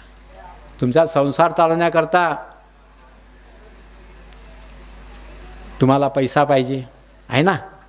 परंतु संसार चालण्याकरता पैसा मिळवत असताना तुम्ही तो नियमानं कमवा, नेकीनं कमवा, उत्तम व्यवहार करून कमवा. तुमची जी शेती आहे ती चांगली शेती करा, तुमचा व्यवहार असेल, व्यवसाय असेल तो चांगल्या पद्धतीनं करा, तुम्ही नोकरी करत असाल ती चांगल्या पद्धतीनं करा. आणि इमाने इतबारे देवाची जशी तुम्ही पूजा करता त्याप्रमाणे तुम्ही नोकरी करत असाल तर नोकरी करा, शेती करत असाल तर त्या शेतीप्रमाणे करा. देवाची पूजा करता याप्रमाणे शेती केली गणी तर शेती पिकतेच, त्याच्यातून पैसा भेटतेच. तुम्ही एखादा व्यवसाय करत असाल तो आपला देवाचा व्यवसाय आहे असं समजून करा, नेकीनं पैसा कमवा. त्यामध्ये जो अनेकीनं जो पैसा आहे तो पैशाचा व्यवहार करू नका. तुम्ही शेती करत असेल जे काबाड कष्ट करून जे भेटते ते, बाकीचे जे आहेत अशा प्रकारचं करू नका. एखादा व्यवसाय करत असेल त्याच्यामध्ये ज्याला आपण 2 नंबर म्हणतो अशा प्रकारचं करू नका. नोकरी करत असेल इमाने इतबारे जो पगार भेटते तो घ्या, त्याच्या वरचं कायला घेता, लाच कशाला घेता, आहे ना. ते वरचे पैसे कशाला घेता. तुम्ही नेकीनं पैसे घ्या, नेकीनं व्यवहार करा आणि तुमचं जे धन आहे जोडून या धन उत्तम व्यवहार करून तुम्ही धन जोडा. आणि उत्तम व्यवहार करून धन जोडलं की तो त्या धनाचा विनियोग चांगल्या पद्धतीनं होतो, उदास विचारानं होतो, म्हणजे सत्सग विवेक बुद्धीनं होतो, विवेकानं होतो. मग ते जे धन आपण जोडलेलं आहे त्याचा विनियोग कसा करा, सत्सग विवेक बुद्धीनं करा, विनोगाने करा. आणि साहजिकच आहे, कष्टाचा पैसा असला की तो खर्च करताना नाही होते, 2 नंबरचा पैसा असला तर तो खर्च करताना काही आपण म्हणतो ना हाडावर काही चोट नसते, तशी गोष्ट असते. म्हणून महाराज म्हणतात की जो अशा पद्धतीनं धन कमावतो, जो अशा पद्धतीनं आपलं जीवनमान करतो तो उत्तम गतीला जातो, तो उत्तम गतीला जातो. आणि तो इतक्या उत्तम गतीला जातो की त्याला चांगल्या मनुष्ययोनीमध्ये जन्म मिळतो. बघा, एका येणं म्हणजे महाराजांना किती त्याला इतकंच जर तर तुम्ही केलं तर तुम्ही चांगल्या मनुष्य जन्मामध्ये जाल. आणि पुढे महाराज म्हणतात आपलं आचरण कसं असावं, परोपकारी असावं. तुम्ही उदार अंतकरणाचे असा, कोणालाही मदत करा, अडल्या नानांना तुम्ही मदत करा, गरजू लोकांच्या मदतीला तुम्ही धावून जा. दुसऱ्या कोणाची निंदा करू नका, कोणाचा हेवा करू नका, कोणाचा मत्सर करू नका. परस्त्रीला माते समान माना आणि भूतमात्रावर दया करा. भूतमात्रावर दया करा म्हणजे पहिल्या आपल्या घरी दया करा, चांगलं वागा, आपल्या सगळ्या सोयऱ्याशी चांगलं वागा, आपले जे गावातली मंडळी आहे त्यांच्याशी चांगलं वागा. आणि असं करता करता सर्व माणसाशी चांगलं वागा. आणि नुसतं माणसाशी चांगलं वागा नाही तर जे प्राणी मात्र आहे त्यांच्याशी सुद्धा चांगलं वागा. इकडे चांगला वागून राहिला आणि एखादा कुत्रा घरी आला की त्याला हातात एक काळी घेऊन त्याला झोडून राहिला. काय आपल्या घरी गाई म्हशी बैल आहेत आणि एखाद्या कामावरचा गडी आलेला नाही तर तो काय कामावरचा गडी आला नाही. मग ते म्हणते का हो काय, अरे ते आज बैल उपाशी आहेत, आज बैलाचं पाणीच नाही पान झालं. अरे तुला काय झालं, ठीक आहे, एक दिवस कामावरचा गडी नाही आला तर तू वैरण टाकू शकत नाही का, तू त्यांना पाणी देऊ शकत नाही का, आहे ना. मग ही काय भूतदया झाली का, झाली का ही भूतदया. तो किती काही मोठा माणूस असेल तर महाराज म्हणतात हा माणूस माझ्या कामाचा नाही. म्हणजे सर्व भूतमात्रावर प्राणी मात्रावर तुम्ही दया करा. आणि नंतर महाराज असं म्हणतात की तहानलेला पाणी द्या, भुकेल्यांना अन्न द्या, उघड्या नागड्यांना वस्त्र द्या, निराधार लोकांना आश्रय द्या, आणि ज्यांना काही मदतीची इच्छा असेल त्यांना तुम्ही मदत करा. ज्या मुलांचं शिक्षण होत नसेल त्यांना शिक्षणाला मदत करा. ज्या मुलाबाळांचे लग्न होत नाही त्यांचे लग्न जुळवण्याकरता मदत करा. म्हणजे असं परोपकारी जीवन तुम्ही जगा. आणि असं जीवन जर तुम्ही जगलं तर तुम्ही या संसाररूपी सागरामध्ये काय करून राहिलेले आहे, परमार्थ करून राहिलेले आहे. आणि नंतर म्हणतात जर तुम्ही असं जीवन जगत असले तर सहजच तुमच्या मनामध्ये जे षड्रूपी राहील त्या षड्रूपूचं दमन होईल, तुमची वृत्ती शांत होईल आणि शांतपणे तुम्ही दुसऱ्यांशी व्यवहार करणार. कोणतंही एखादं हे आलं की त्याचा तुम्ही सत्सविवेक बुद्धीने विचार करणार आणि शांतपणे तुम्ही त्यांच्याशी व्यवहार करणार. मग तुम्ही वडीलधाऱ्या माणसाचा आदर राखणार, त्यांचा तुम्ही मान सन्मान वाढणार. म्हणून तुकाराम महाराज म्हणतात ह्याची आश्रमाचे फळ, हेच संसाररूपी जो आश्रम आहे ना त्याचा परमार्थ आहे.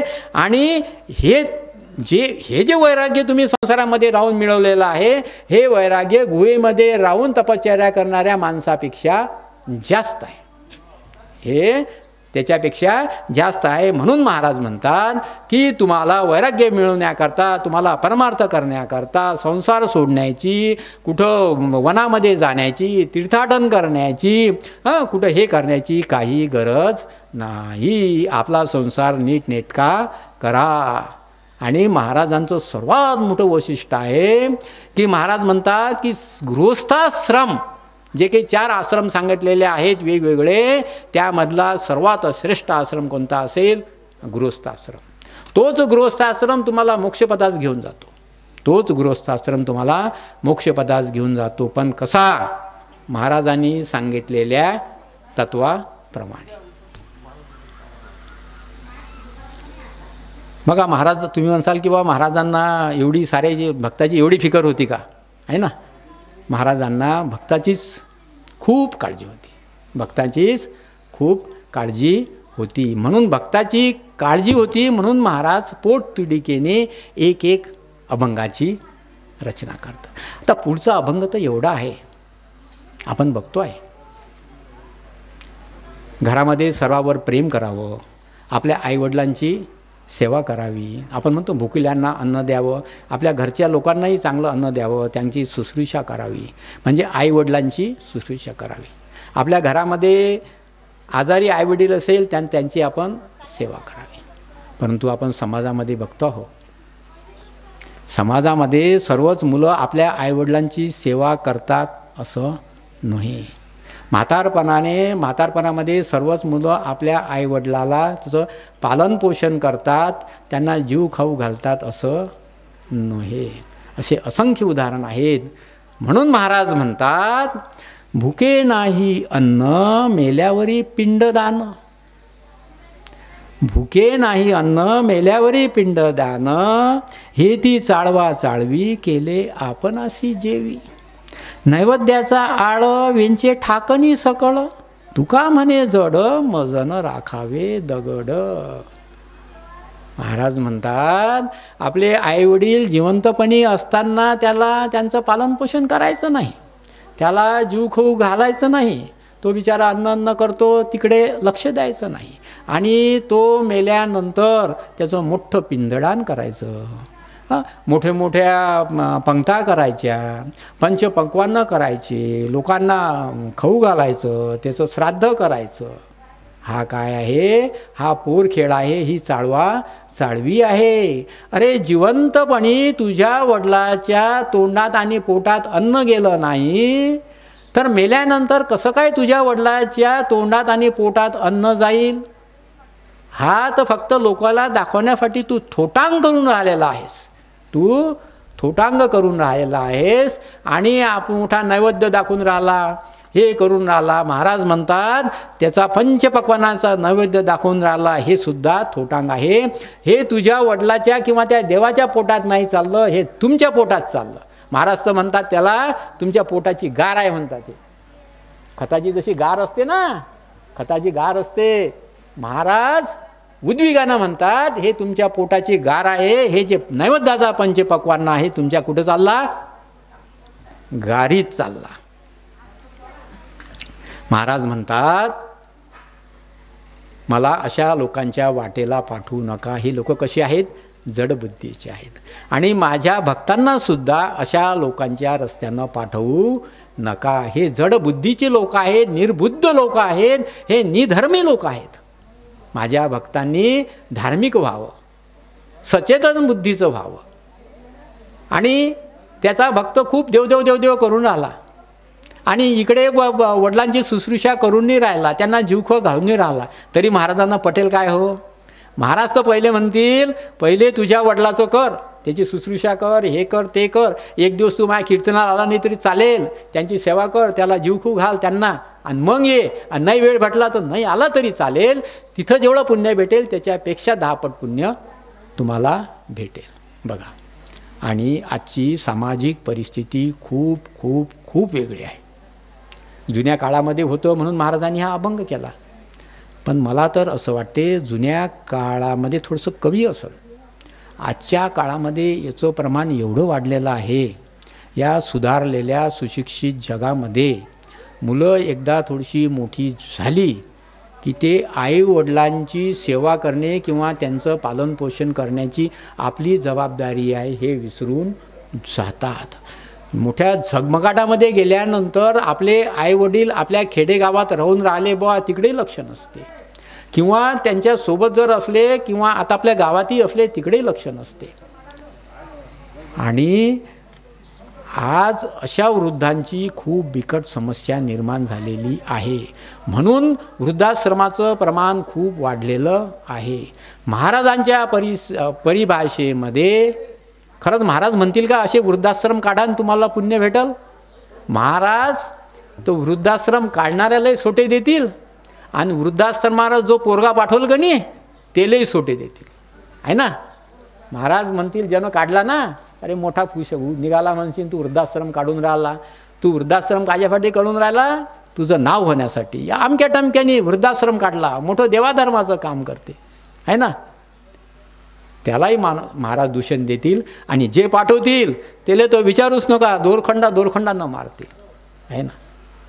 तुम्हाला ही परिस्थिती माहीत आहे. एक माझ्या जवळचंच उदाहरण आहे, मी एका मिनिटात सांगतो, आपल्याला पुढे अजून भरपूर घ्यायचं आहे. हां, माझा एक मित्र आहे, ते दोघं भाऊ आहेत. ते दोघंही भाऊ बाहेर नोकरीनिमित्त राहत आहेत. त्यांचे आईवडील खेड्यामध्ये राहत आहेत. खेड्यामध्ये दोघंही आईवडील नवरा बायको मस्त राहायचे. आई वारली, वडील एकटे होते. मग वडील एकटे होते म्हटल्यानंतर गावकऱ्यांना वाटलं की बुवा आता हे मुलं यांना घेऊन जातील, परंतु कोणत्याच मुलाने तो म्हणेल तो नेल, तो नेलं त्यांना नाही. मग गावकरीच बिचारे त्यांचे करायचे. कधी ते कोणाच्या घरची भाकरी यायची, कोणाच्या घरचा डबा यायचा, कधी नाही आलं तर ते उपाशी राहायचे. असं करता करता करता भुकेनं तडफडून ते बिचारे गेले. मग ते बिचारे गेल्यानंतर गावकऱ्यांनी त्यांना फोन केला. एक पुण्यात राहत होता, एक बंगलोरला राहत होता. अरे असं तसं आहे. तर गावकऱ्यांना तिकून फोन आला, आम्ही आता मीटिंगमध्ये आहो. एक जण म्हणे मी आता परदेश दौऱ्यावर आहो, तुम्ही करून टाका, मी तुम्हाला पैसे पाठवते. गावकऱ्यांना खूप दुःख झालं. गावकऱ्यांनी सर्व गावकरी जमून त्यांचा सर्व विधी केला, सर्व केला, आहे ना. मग हे दोन्ही साहेब मोठे यांना आले की आपल्याला आपल्या वडिलांचा मोठा कार्यक्रम करायचा आहे, हे करायचं आहे, ते करायचं आहे. नंतर मग तो एक मुलगा 1 वर्षानंतर आला, 4 महिन्यानंतर आला. मग 1 वर्षानंतर आला म्हणते आपण मोठं श्राद्ध करू, असं करू तसं करू. गावकऱ्यांना कळून चुकलं. असे मुलं नकोत, आपल्याला पण नकोत. आणि कोणाला पण झाले पाहिजे नाही. तरी ते आता मोठे माणसं होते. त्यांनी मोठा लवाजमा करून मोठा कार्यक्रम घेतला. आपल्या वडिलांच्या नावानं आपल्याला शाळेला हे द्यायचं आहे, देवस्थानला हे द्यायचं आहे, मोठा कार्यक्रम घ्यायचा. मोठा कार्यक्रम घेतला. मोठे फोटोग्राफर बोलावले, व्हिडिओग्राफर गेले, पेपरवाले बोलावले, मोठे मोठे राजकारणी लोक बोलावले. मोठा कार्यक्रम घेतला आणि त्याची मोठी जाहिरात केली, मोठी देणगी दिली, वडिलांच्या नावानं हे केली. गावकऱ्यांच्यापैकी काहीच गावकऱ्यांना आनंद झाला की जे त्याच्यामध्ये सहभागी झाले, ज्यांची 3-4 दिवस मौज मजा झाली, बऱ्याचशा गावकऱ्यांना त्याचं दुःख झालं. परंतु ही जी समाजरचना आहे, या समाजरचनेमध्ये बाकीच्या गावकऱ्यांनाही आनंद झाला. बरोबर, आता हे होते ते होते.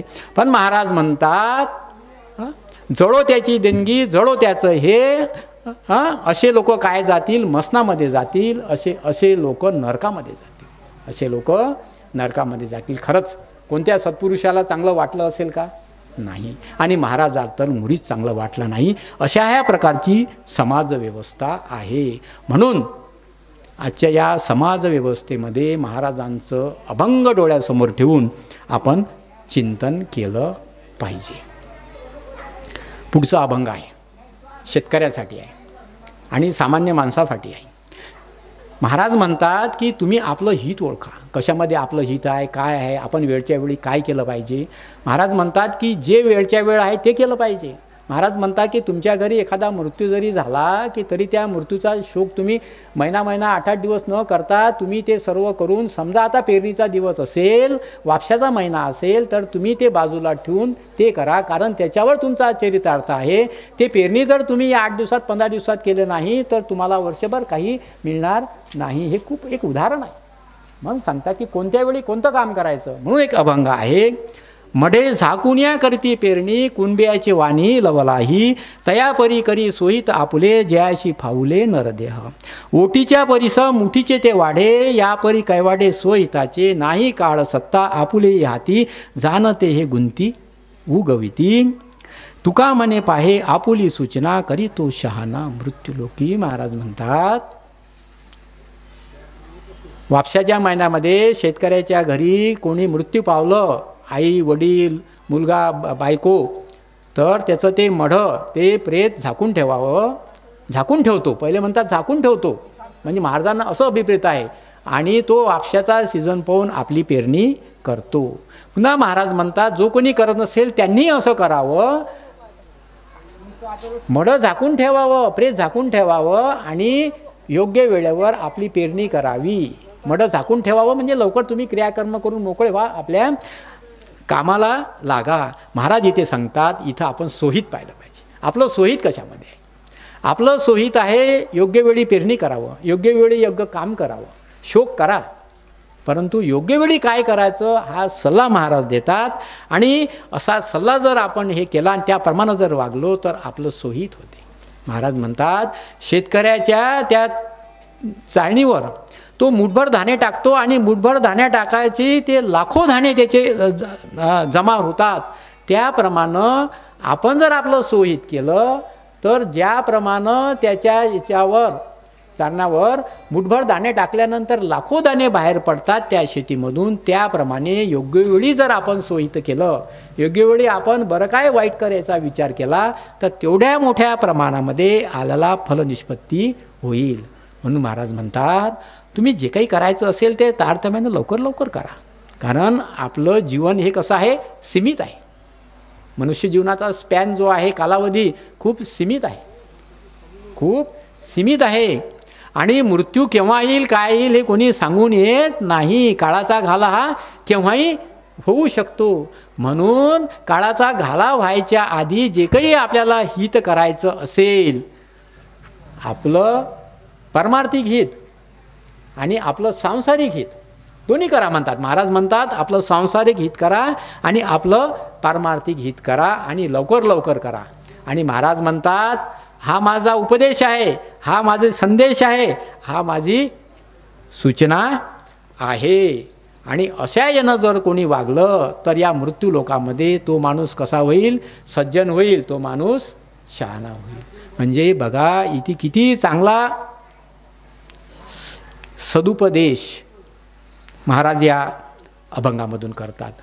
पुन्हा महाराज म्हणतात की पुन्हा तुम्हाला वनामध्ये जायची गरज नाही, मंदिरामध्ये गरज नाही. तुम्ही परोपकारी व्हा. दुसऱ्याच्या धनाची अभिलाषा ठेवू नका. दुसऱ्याच्या स्त्रीला माते समान वागा. दुसऱ्याचा हेवा मत्सर करू नका. दुसऱ्याचा द्वेष करू नका. आणि या पद्धतीनं जर तुम्ही वागलं तर तुम्हाला कुठेही जायची गरज नाही. महाराज म्हणतात, विटाळा तो परद्रव्य नरनारी, येथून जो दुरी सोबळातो. गद्य पद्य काही न धरावी उपाधी, स्वाधीनाची बुद्धी करून ठेवा. विचाराचे काही करावे सोयीत, पाप पुण्यातील भांडवल. तुका म्हणे न लगे जावे वनांतरा, विश्व विशंबर सारखीची. महाराज म्हणतात, जो परद्रव्य, परस्त्री आणि परधन याविषयी अभिलाषा ठेवत नाही, त्याला तो विटाळ मानतो आणि सत्कृत्य करतो, चांगले काम करतो.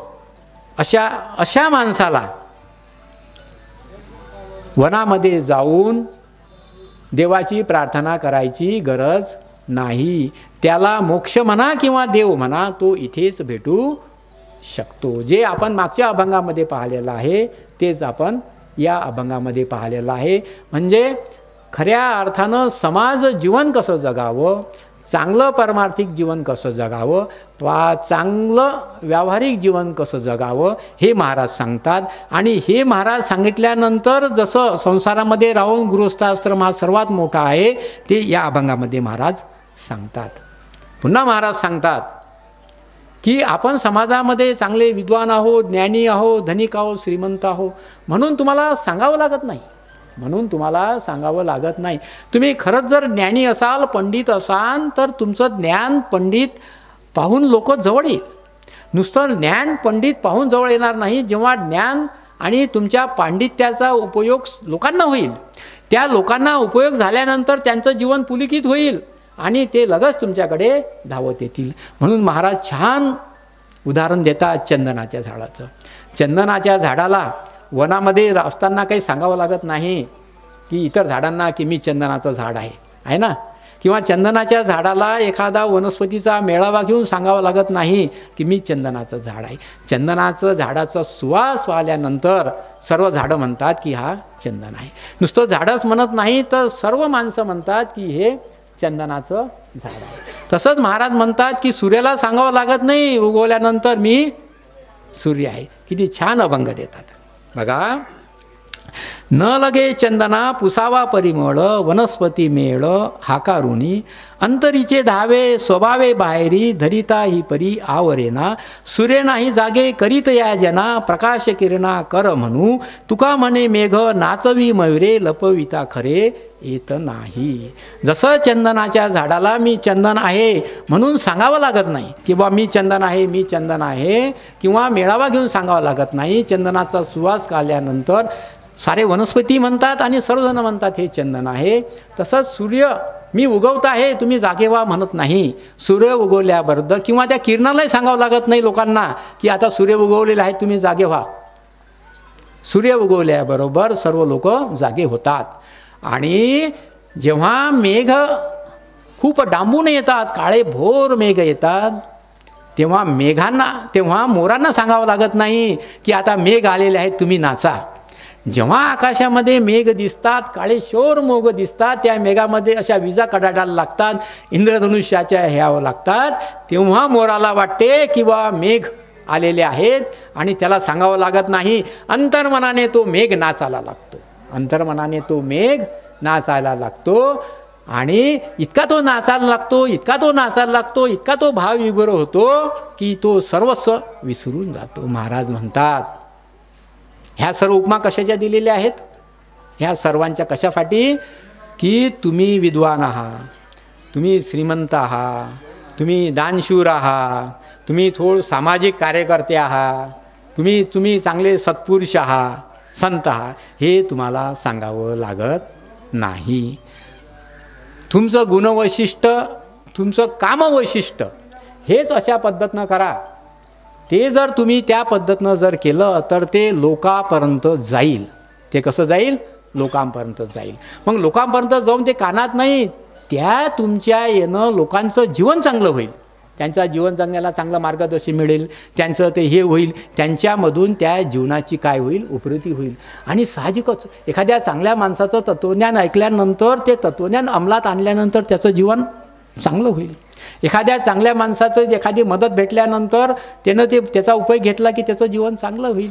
मग तोच त्या माणसाकडे येईल, त्या जो काही विद्वान आहे त्या विद्वानाकडे येईल, तोच त्या दानशूराकडे येईल, तोच त्या सामाजिक कार्यकर्त्याकडे येईल. म्हणून महाराज म्हणतात, स्वतःचं अवडंबर करू नका, स्वतःच्या पांडित्याचा स्तोम माजू नका. मी मोठा आहे, मी खूप पुस्तकं वाचलेले आहेत, माझ्या एवढे धर्मग्रंथ पाठ आहेत, मी मोठा इतका शिकलेले आहो, मी मोठा पदावर होतो, मी मोठा साहेब होतो, मी मोठा राजकारणी, हे सांगायचं गरज नाही. तुमचं कामच अशा पद्धतीनं करा की त्या पद्धतीनं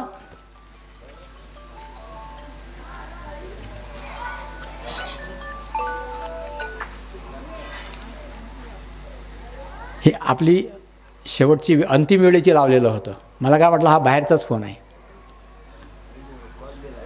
हां, तर आपण आता थोडीशी शेवटचे 10 मिनटं घेऊ, कारण आपण असं ठरवलं होतं की 4:30ला आपण सुरू करू, 6पर्यंत आटपू, म्हणून तो 6चा अलार्म लावलेला होता. कसं आहे, हे तुकोबाचं भावविश्व आहे आणि हे भावविश्व उलगडताना असं वाटते की साक्षात तुकोबांनी त्या काळामध्ये त्या विपरीत परिस्थितीमध्ये हाल अपेष्टा सहन करून जनाच्या कल्याणाकरता हे अभंग तयार केले आहेत. मग हे सर्व अभंग पुस्तकामध्येच असे शापिल बंदिस्त करून त्याला सोनेरी वेष्टन लावून त्यामध्ये राहू नयेत. म्हणजे एखाद्यानं जर म्हटलं की बुवा मी हे टाईप केलेलं आहे, सोन्याचं टाईप करतो आणि त्याचा ग्रंथ तयार करतो, तर महाराजांना ते खपणार नाही. माझी गाथा सोनेरी नको, माझी गाथा तुम्ही वेगळी करा, त्या गाथेचे तुकडे तुकडे करा, त्या गाथेचा एक एक अभंग एक एक शब्द लोकांपर्यंत पोचवा.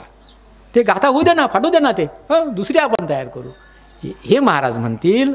कारण तेवढ्या पोटतिडीकडनं जनाच्या कल्याणाकरता महाराजांनी सांगितलं आहे. म्हणून महाराज एक छान अभंग देतात बघा.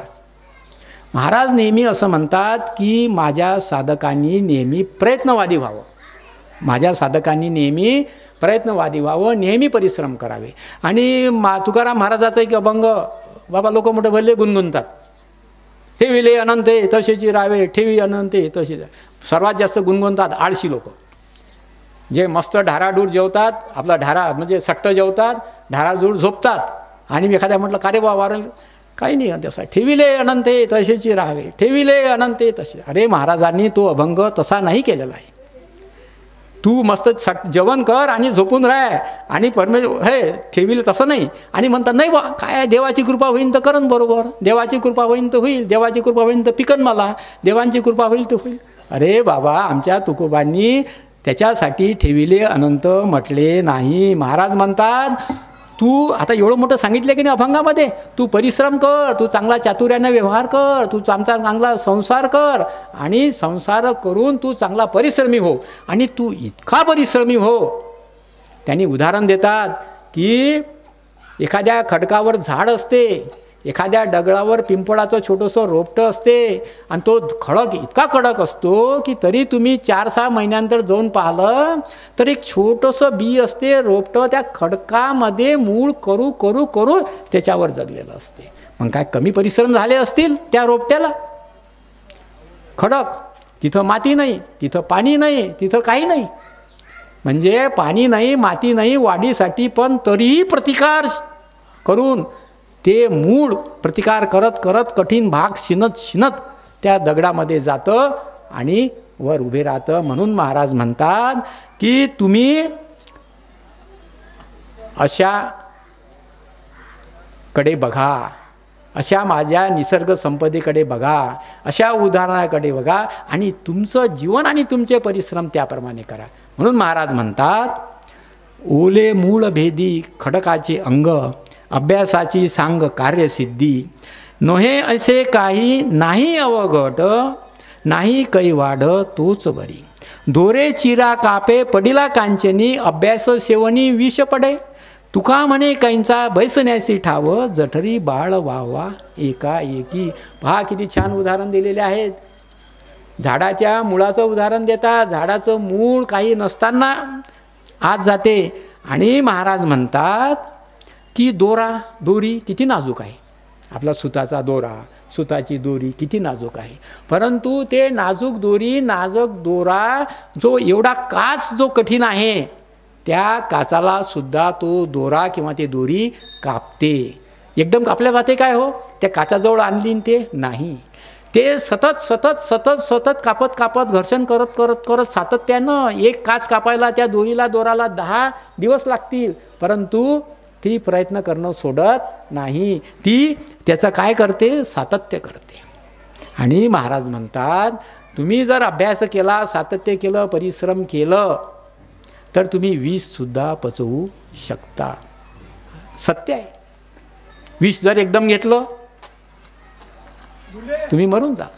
पण त्याच विषयाचं थोडंसं कण घ्यायचा प्रयत्न केला, थोडंसं कण घेतलं, दुसरं कण घेतलं, असं करत जर घेतलं तर तुमच्या शरीराला ते विष पचवायची सवय होते. महाराजांना इथे हेच सांगायचं. महाराजांनी हे सांगायचं नाही की तुम्ही विष घ्या. महाराजांना ते उदाहरण जे दिलेलं आहे, तुम्ही विषयासारखी वस्तू जरी तुम्ही सातत्य ठेवून परिश्रम करून त्याचा हे केलं आणि त्याचा दीर्घोभ्यास केला, त्याचं सतत आज केलं, तरी विषसुद्धा आपलं शरीर पचवू शकते. प्रॅक्टिकली आहे, विज्ञानाने करून दाखवलेलं आहे. 1 वर्षभर कण विष घेत जर गेलं ना, तर 1 वर्ष जाऊन त्याच्या शरीराला इतकी सवय होते की इतकं ज्या विषानं माणूस मरतो ते जरी घेतलं की ते विषानं त्याचं काहीच होत नाही. ते विष त्याला पचते. आणि हे कसं केलं आहे त्याने? एका दिवसात होते का? वर्षभर त्यांनी त्याची साधना केलेली आहे. वर्षभर त्यांनी त्याचे परिश्रम केलेले आहेत. आणि सर्वात मोठं उदाहरण तुम्हा आम्हा सर्वांच्या पाहण्यातलं आहे.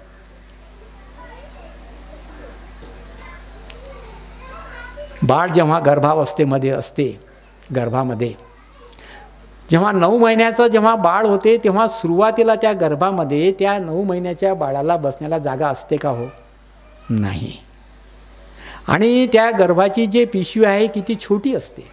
आणि त्या गर्भाची एवढी छोटी पिशवी असते आणि तो बाळ आपण पाहिल्यानंतर आपण कोणीच म्हणणार नाही की या छोट्याशा गर्भाच्या पिशवीमध्ये एवढं मोठं बाळ बसलं असेल. पण ते बाळ काय करते? सातत्य करते. आणि सातत्य एवढं करते की सतत परिश्रम करत अभ्यास करत 9 महिन्यापर्यंत ते बाळ सातत्य करते. गर्भावस्था झाल्यापासून ते बाळ सातत्य करत राहते. त्या गर्भामध्ये प्रयत्न करते, परिश्रम करते आणि त्याला राहण्याकरता जागा करत जाते. त्याला राहण्याकरता जागा करत जाते. आणि असं करत सातत्य परिश्रम करून ते जागा पण तयार करते हळूहळू आणि नंतर त्यामध्ये ते राहते. आणि नंतर आपण जे बघतो की 9 महिन्यानंतर जे बाळ आहे की जे छोटंसं जेव्हा आपला तो गर्भपिशवी असते त्यामध्ये एवढं मोठं बाळ ते राहते. ते कशामुळं? त्याच्या सातत्यामुळं, परिश्रमामुळं आहे. परिश्रम. पुन्हा महाराज इथे सांगतात, नुसतं ते सातत्य परिश्रम अभ्यासच करत नाही, पण जेव्हा ते मातेच्या गर्भामध्ये असते, मातेच्या उदरामध्ये असते, तेव्हा आपल्या मातेला आपल्याकडून त्रास होऊ नये, आपल्या मातेला आपल्याकडून उपद्रव होऊ नये याची काळजी घेते. बघा, अजान बाळ आहे ते, पण कशी काळजी घेते तुम्ही बघा. गर्भावस्थेमध्ये जे बाळ असते ते कसं असते बघा. हे असं असते, पूर्ण हातपाय जोडून घेतलेले असतात, आहे ना. ते पाय जवळ घेतलेले असतात, हात जवळ घेतलेले असतात. जे आपलं मुंडकं आहे ते मुंडकं असं केलेलं असते आणि असं बिलकुल लपून छपून त्याच्यामध्ये बसलेलं असते. उद्देश हाच असतो की ज्या माता मला वाढवत आहे त्या मातेला त्रास होऊ नये, त्या मातेच्या उदराला त्रास होऊ नये म्हणूनच. नाहीतर ते बाळ कसंही असलं असतं. त्या मातेच्या उदराला त्रास होऊ नये, ती मला जन्माला घालते आहे म्हणून बाळ अशा पद्धतीमध्ये राहते आणि सोबतच परिश्रम करते, सोशिक राहते आणि बाळ जन्माला येते. बघा महाराजांनी किती सूक्ष्म अवलोकन केलेलं आहे. महाराज हे सर्व उदाहरण देतात. महाराज म्हणतात तुम्ही प्रयत्न करा. प्रयत्न करत असताना तुम्हाला अडथळे येतील, पण तुम्ही थांबू नका. खडकाचे किती अडथळे आलेले आहेत, विष सहन करताना किती अडथळे आलेले आहेत, त्या दोऱ्याला किती अडथळे आहेत, त्या बाळाला किती अडथळे आलेले आहेत, पण तुम्ही सतत प्रयत्न करत राहा. आणि हे सर्व करत असताना जो तुमच्यावर उपकार करता आहे त्याच्या बाबतीमध्ये कृतज्ञ राहू नका. हे बाळाचं जे उदाहरण आहे त्या परिस्थितीचं तुम्ही ध्यान ठेवा. त्यांना उपद्रव करू नका, त्यांना त्रास देऊ नका. आणि महाराज म्हणतात की तुम्ही सोशिक राहा, तुम्ही सोशिक राहा, तुम्ही परिश्रमी राहा, तुम्ही जिद्द ठेवा, चिकाटी ठेवा, सतत अभ्यास करा. आणि महाराज जर तुम्ही असं जर केलं तर तुम्ही प्रयत्न केले तर या जगामध्ये अशी कोणतीच गोष्ट नाही की ते साध्य नाही, आपलं असाध्य नाही. प्रत्येक गोष्ट या जगामध्ये साध्य आहे. म्हणतात ना प्रयत्न करते वाळूची तेलची गळे. म्हणजे तुम्ही जर प्रयत्न केले तर प्रत्येक गोष्ट साध्य होऊ शकते. आणि ही गोष्ट महाराज आपल्या कोणाला सांगतात, आपल्या साधकाला सांगतात, आपल्या शिष्याला सांगतात. एक अभंग घ्यायचा होता, संपू उद्या घेऊ, ठीक आहे ना? हो हो हो. तर बघा आजचे हे जे सर्व आपण अभंग घेतलेले आहेत हे महाराजांनी अत्यंत पोटतिडकीतून आपल्या भक्तांच्या कल्याणाकरता केले आहेत. आपल्या भक्तांनी दैनंदिन जीवनामध्ये कसं वागावं, काय वागावं, कसा आपला चरितार्थ करावा, कसं आपलं जीवन जगावं आणि त्यामधून कसा परमार्थ साधावा याकरता महाराजांनी ही अभंग रचना केलेली आहे. आजची ही निरूपणाची सेवा मी संत वासुदेव महाराज वैकुंठवासी पंजारा भाऊ माझ्या मातोश्रीच्या चरणी अर्पण करतो. माझ्या वाणीला विराम देतो. पुंडलिक वरदा हरी विठ्ठल श्री ज्ञानदेव तुकाराम. तुकाराम तुकाराम तुकाराम तुकाराम तुकाराम तुकाराम तुकाराम तुकाराम तुकाराम. विठ्ठल विठ्ठल विठ्ठल विठ्ठल विठ्ठल विठ्ठल विठ्ठल. पंढरीनाथ भगवान की जय. संत ज्ञानेश्वर महाराज की जय. संत तुकाराम महाराज की जय. संत गजानन महाराज की जय. संत वासुदेव महाराज की जय.